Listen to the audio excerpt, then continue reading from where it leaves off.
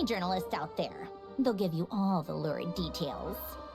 You'll see it firsthand if you ever sit in on a session of the Snezhnograd Vecha.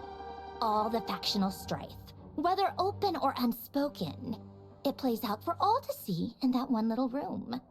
Having a voice in the Vecha is the only way to steer policies in your favor. So, every person in that room represents a particular interest group. Pantalone, for instance, represents the financial sector, and Tartaglia represents the Fatui soldiers. Personally, I have no interest in political jousting, but since I have a number of engineers and researchers under my command, I have to make their voices heard. Then there's Pulcinella, the linchpin of the Vecha. He represents politics itself. Everything involves him, so nothing can bypass him. Any issue that comes up, he knows how to mediate. That's what the Tsaritsa values most about him. I'm starting to see why everyone is so frustrated with the way things are, but also powerless to change it. A complex web of interests connects all parties involved, and the Tsaritsa sitting at the top adds another layer of complexity. It must be nearly impossible to come up with a perfect solution. All right, I'm done carrying this conversation. Time for you to answer a question of mine. You must have known that you can get the info you needed from me. So why was Tartaglia the first person you asked to see and not me?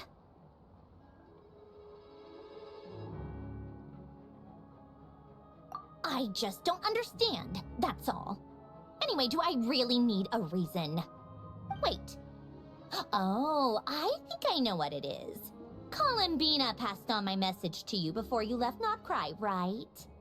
I only meant you should be mindful of which side you're on.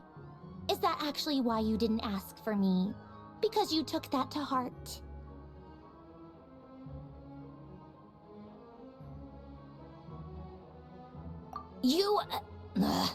Fair enough. It's not your fault. I blame all these politicians I've been hanging around with lately. Always beating about the bush when they talk. I guess it must have rubbed off on me. Anyway, just ask for my help next time, okay? Little things like this are no problem. Lady Marionette. What now? Can't you see I'm on my break? Whatever it is, just leave it on my desk. I'll look at it later. Sorry to disturb you during your break, ma'am, but I'm afraid it's an emergency. Isn't it always? I've told you before, fixing the tracks and transporting ice blocks does not constitute an emergency. The equipment in Svietlo-Lidovka is in urgent need of maintenance. With how the weather's been recently, we suspect that the cause is a buildup of snow, exceeding the maximum weight limit. The supports on one of the machines broke and fell, awakening a dormant beast and leaving many of the ice miners trapped in a nearby ice cave. Luckily, Odette's team was nearby and launched a rescue operation, but we're still facing a severe manpower shortage for both the rescue and engineering teams. I guess that's it then. Our tea party will have to end here. I'm the only engineer you'll need.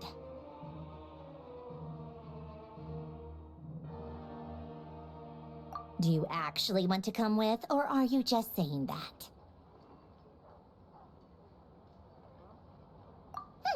Nice of you to return the favor. I'll have a couple of people look after Paimon. They can let her know that you had to step out for a while. Given how urgent this is, I'm sure she'll understand. And honestly, I'd rather have your help than anyone else's. Between your skills and experience, you would be reliable help. Then let's go. You, take 2 people to Podvorye restaurant. Find his room and watch it like a hawk until we get back. If anything happens to Paimon, you'll be answering to me. Yes, Lady Marionette.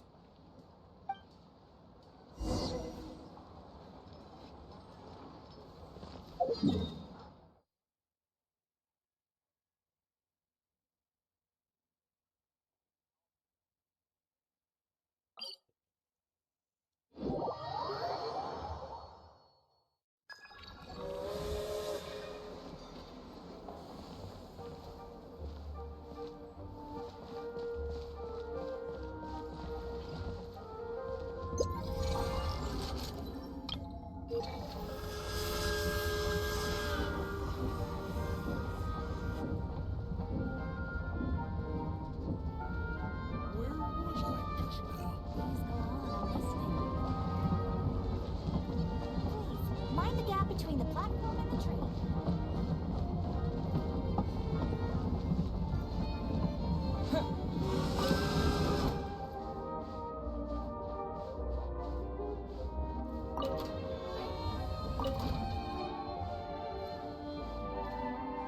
Ad Astra Abyssosque.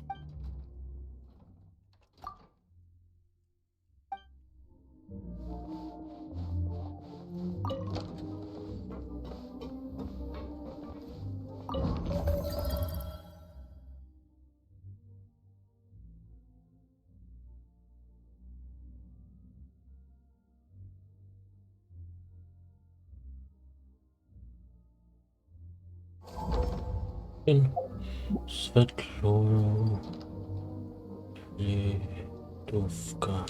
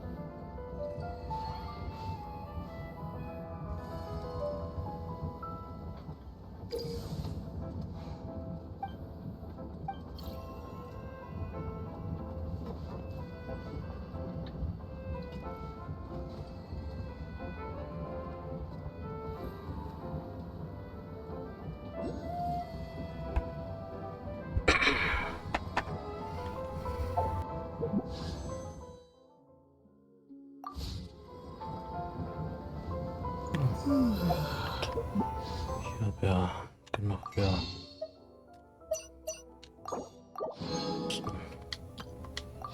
Änderungen.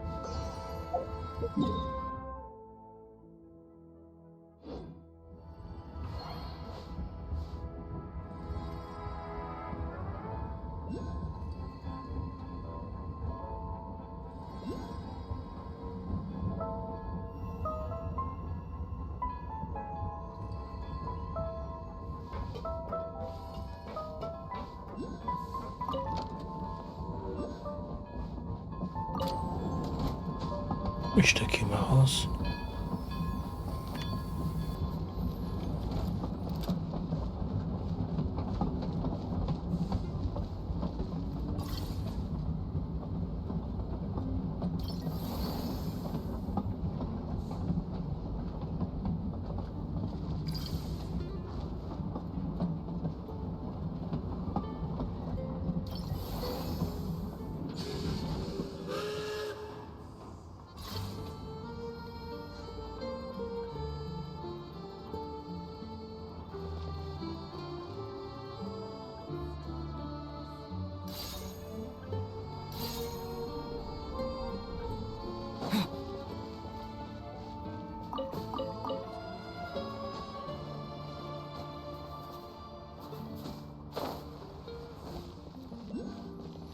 Stimmt ja. Konnte drinnen hochgehen.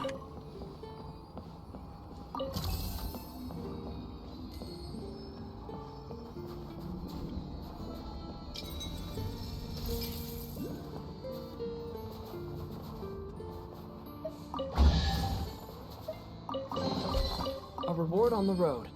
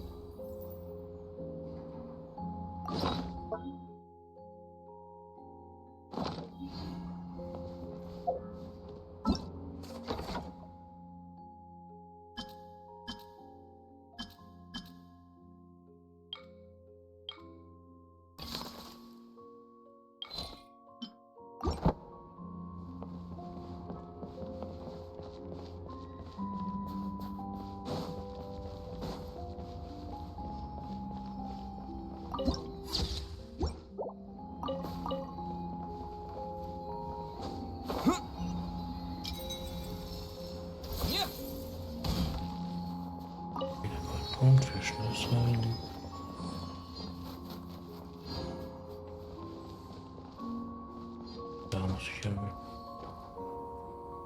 They weren't exaggerating. This is really dangerous. It's a good thing only one of them broke. From what I've been told, most of the trapped miners are over in that direction.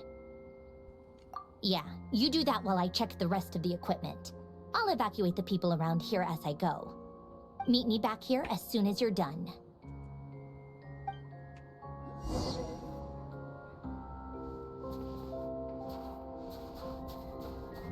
This is how it's always been. Everyone's got priorities.